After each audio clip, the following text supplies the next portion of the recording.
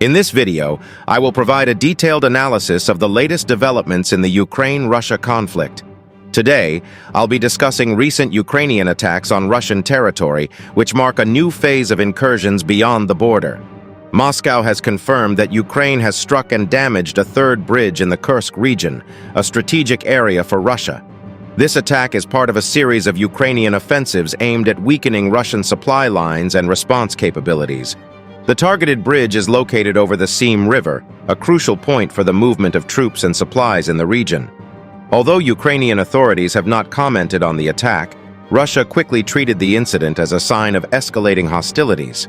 Additionally, Russia claimed to have captured a group of 19 Ukrainian soldiers, described as saboteurs, by Russian authorities.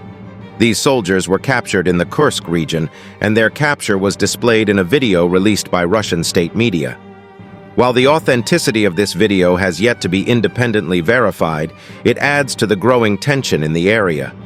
As Ukraine advances in Kursk, Russian forces are pushing in the strategic city of Pokrovsk, located in the Donbas region. This city, with a pre-war population of around 60,000, is vital for Ukrainian supply lines and has been the target of a continuous Russian offensive. Russian troops are now just 10 kilometers from the outskirts of the city, and the situation is critical, with up to 600 people leaving Pokrovsk daily. The Ukrainian attacks in Kursk seem to be part of a broader strategy. On Sunday, Ukrainian forces destroyed a second bridge over the Seam River, and days earlier, a bridge in Glushkovo was also hit.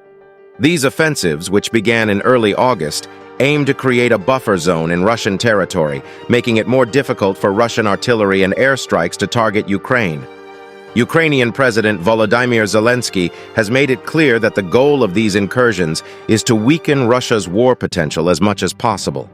He emphasized that creating a buffer zone on the aggressor's territory is crucial for Ukraine's defensive operations, aiming to prevent Russian forces from rearming and retaliating with full force.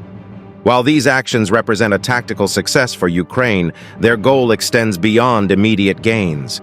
Ukraine is seeking to disarm Russian forces in the area, rendering them incapable of conducting aggressive operations.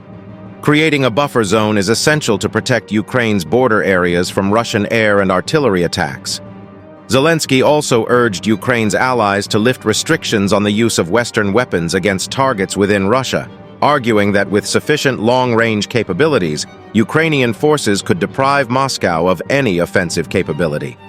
Meanwhile, Russia continues to launch attacks against Ukraine. Just last week, Moscow fired more than 40 missiles, 750 guided aerial bombs, and 200 attack drones at Ukrainian cities and villages, causing significant destruction and loss. While Ukrainian air defenses intercepted many of these attacks, the Russian threat remains present and intense. These attacks are a constant reminder of the ongoing violence of the conflict, with both sides seeking to weaken the other as the war drags on. Indian Prime Minister Narendra Modi is about to make a historic visit to Ukraine, where he will meet with President Volodymyr Zelensky. This visit, scheduled for Friday, is the first by an Indian leader to Ukraine in over 3 decades. It comes at a crucial moment, just weeks after Modi met with Russian President Vladimir Putin in Moscow. Now let's examine the context and implications of this visit. India's Ministry of External Affairs announced that this meeting will provide an opportunity for both leaders to discuss critical issues such as defense cooperation, economic and trade ties, and science and technology. However, this trip goes beyond diplomatic appearances. It symbolizes the complex position India has adopted on the international stage. It's important to remember that India has been striving to balance its relationships with Russia and its Western allies. India, historically the largest buyer of Russian arms, has also taken advantage of the opportunity to purchase Russian oil at lower prices, while the United States and Europe seek to isolate Russia's energy sector in the global market. The Ukrainian presidential office confirmed this visit and highlighted that several cooperation documents will be signed during the meeting, covering both bilateral and multilateral issues. However, we cannot ignore the underlying tension of this visit. Modi's trip to Ukraine comes just a month after President Zelensky openly criticized Modi's visit to Moscow. That two-day visit took place in July, on the same day that Russian missiles struck Ukraine, causing dozens of deaths. Zelensky did not hesitate to express his frustration, describing Modi's meeting with Putin as a major disappointment and a devastating blow to peace efforts. He was even more incisive in reproaching Modi for embracing Putin, a gesture widely criticized by the international community. During his visit to Moscow, Modi avoided directly addressing the Russian attacks, but mentioned the suffering caused by the bloodshed. He stated that every person who believes in humanity suffers when there is a loss of life, a statement that, while heartfelt, was deemed insufficient by many given the context.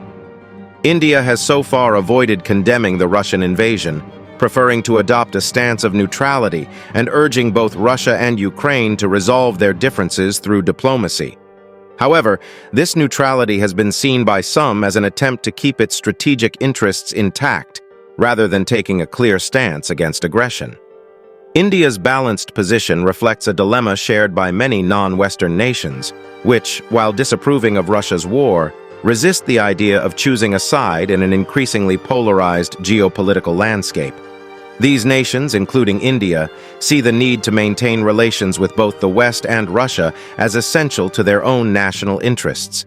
The United States, for its part, has accepted Modi's approach, recognizing India as a crucial partner in its efforts to contain China's influence in Asia. This acceptance, however, raises questions about the effectiveness of Western appeals for human rights and respect for international law, especially when contrasted with ongoing support for Israel's war in Gaza. Modi's visit to Ukraine is more than just a diplomatic gesture.